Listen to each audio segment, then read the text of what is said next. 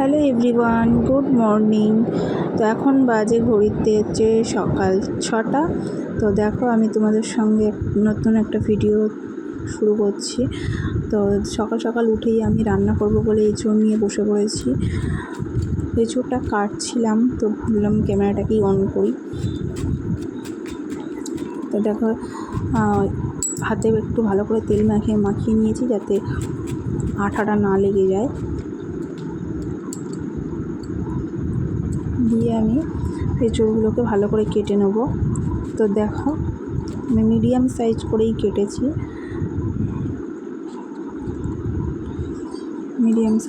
কেটে নিয়েছি। তো রান্না করব, করে মেয়েকে ঘুম থেকে তুলে ওকে খাইয়ে স্কুলে পাঠাবো। তো আমার এঁচোড় কাটা কমপ্লিট। তো হাতে একটু ভালো করে তেল মাখিয়ে নিলাম। তো দেখো এঁচোড় কেটে নিয়ে আমি ধুয়ে নিয়েছি, নিয়ে প্রেশার কুকারে দেবো সিদ্ধ হওয়ার জন্য। তো একসাথেই আলুটাও দিয়ে দেবো। আলুগুলো একটু আমি বড় করে দিয়েছি। এবার এঁচোড়টাকে ধুয়ে নিয়ে আমি ওতে নুন হলুদ দিয়ে দিয়েছি, আর আলুটাও দিয়ে দিলাম। এবার দিয়ে দেবো একটু সামান্য পরিমাণে সর্ষের তেল, কারণ এঁচোড়ের মধ্যে যে আঠা থাকে না, তো আঠাটা হচ্ছে প্রেশার কুকারের গায়ে লেগে গেলে উঠতে চায় না। সেই জন্যে সুবিধার জন্য আমি তেলটা দিয়েছি, তাতে তা ভালো করে পরিষ্কার করা যাবে। তো এবারে একটা সিটি পড়ার জন্য আমি অপেক্ষা করছি। তো পুরো ভিডিওটা তোমরা দেখতে থাকো। এঁচোড় আমি চিংড়ি মাছ দিয়েই করব। তো পুরো ভিডিওটা দেখতে থাকো, কেমন লাগছে অবশ্যই কমেন্টে জানাবে। আর বাড়িতে একবার তোমরা ট্রাই করে দেখো, যদি ভালো লেগে থাকে তাহলে অবশ্যই কমেন্ট করো। আমার চ্যানেলটিকে সাবস্ক্রাইব করতে ভুলে যেও না। আমি অপেক্ষা করছি একটা সিটি পড়ার জন্যই। তো সিটিটা পড়ে গেলেই আমি অফ করে দেবো। তো সিটি পড়ে গিয়েছে, আমি অফ করে দিয়েছি। দিয়ে দেখো এবার আমি ঢেলে ফেললাম।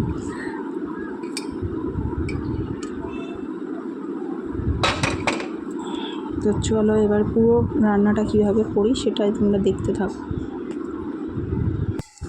দেখো চিংড়ি মাছগুলো ধুয়ে পরিষ্কার করে কেটে নিয়েছি। নিয়ে আমি নুন পরিমাণ মতো নুন দিয়ে দিলাম, আর সামান্য পরিমাণে হলুদ দিয়ে দিলাম। দিয়ে এগুলোকে মাখিয়ে নেব।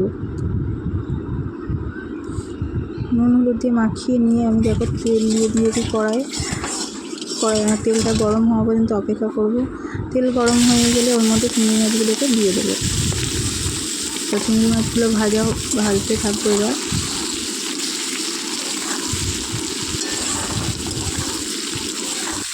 চিংড়ি মাছগুলো ভাজা হতে থাক, আর তোমরাও ভিডিওটা দেখতে থাকো। কেমন লাগবে অবশ্যই কিন্তু কমেন্টে জানাবে। দেখো চিংড়ি মাছগুলো আমার ভাজা প্রায় কমপ্লিট। এবার তুলে ফেলবো।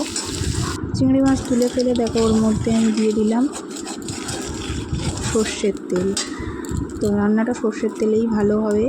তো দিয়ে দিলাম আমি দুটো তেজপাতা দিয়ে দিলাম।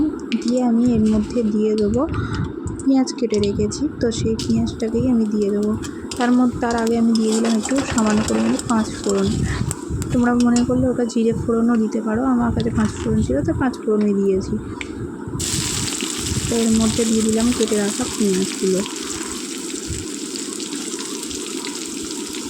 তো পেঁয়াজটাকে আমি ভালো করে ভাজতে থাকবো, একটু লালচে করে ভাজা হবে।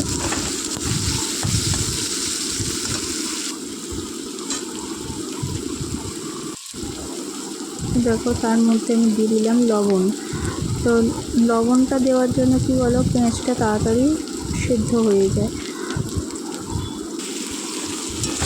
তো দেখো লবণ দিয়ে ভালো করে আমি পেঁয়াজটাকে ভাজতে থাকবো। তো পেঁয়াজটা ভাজা হচ্ছে, আর তার মধ্যে দিয়ে দেবো আমি কেটে রাখা টমেটো কুচিগুলো। যেহেতু লবণ দিয়ে দিয়েছি, পরিমাণ মতো লবণ একেবারেই দিয়ে দিয়েছি, সেই জন্য টমেটোটাও সিদ্ধ হয়ে যাবে একসাথে।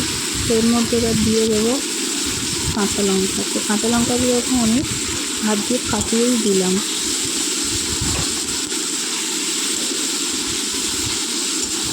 তো এবারে টমেটো আর পেঁয়াজ দেখো ভালো মতন সিদ্ধ হয়ে গিয়েছে। আমি গ্যাসের ফ্লেমটাকে একটু কমিয়ে রাখলেই, যেহেতু লবণ দেওয়া সেই জন্য ঠিক তাড়াতাড়ি সেদ্ধ হয়ে যাবে। তো এর মধ্যে এবার দিয়ে দিলাম আদা বাটা। তো আদা বাটা, এবার দিয়ে দেবো কিছুটা পরিমাণে রসুন বাটা।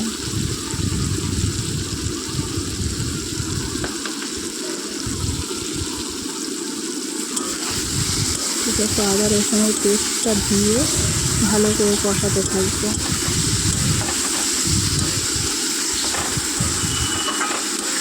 যাতে কাঁচা গন্ধ না থাকে, মশলার কোনো কাঁচা গন্ধ যেন না থাকে, ততক্ষণই ভাজতে থাকবো। ভালো করে ভাজা হয়ে গেলে তারপরে দেখো হালকা তেল ছাড়তে শুরু করেছি। তো যখন তেল ছাড়তে শুরু করবে তখন তার মধ্যে দিয়ে দেবো হলুদ গুঁড়ো। এর আগে তো আমি লবণ দিয়েছি, সেই জন্য আর দেবো না, পরিমাণ মতো একেবারেই দিয়ে দিয়েছিলাম। এবার দিয়ে দিন লঙ্কার গুঁড়ো দিয়ে দিয়েছি, হলুদ গুঁড়ো দিয়ে দিয়েছি। দিয়ে এবার মশলাটাকে আরেকটু কষাতে থাকবো।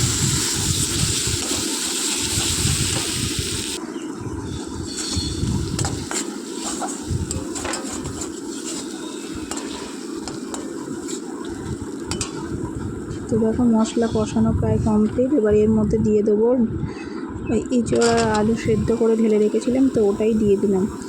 দিয়ে এবারে আমি ভালো করে মিক্স করতে থাকবো, কষাতে হবে, আর ভালো করে কষাতে হবে।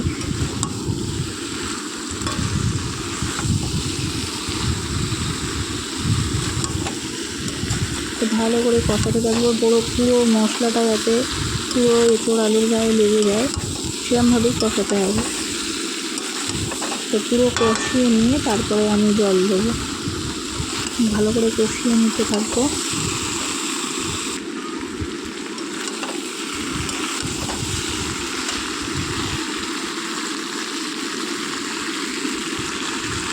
তো দেখো এবার এর মধ্যে দিয়ে দিলাম ভেজে রাখা চিংড়ি মাছগুলো। দিয়ে আর একটু কষাতে থাকবো।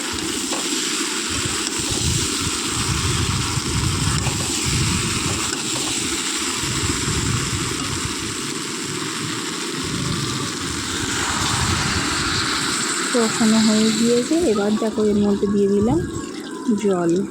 যেহেতু সেদ্ধ করায়, আলুও সেদ্ধ করা, এঁচোড়ও সেদ্ধ করা, সেহেতু মানে খুব বেশি জল আমরা দেবো না, অল্প পরিমাণে জল দিলাম।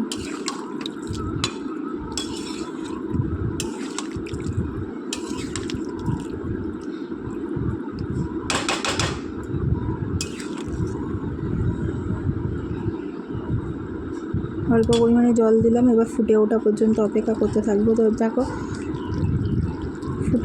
উঠে গেছে। তারপরে দেখো আমি দিয়ে দিলাম একটু গরম মশলা।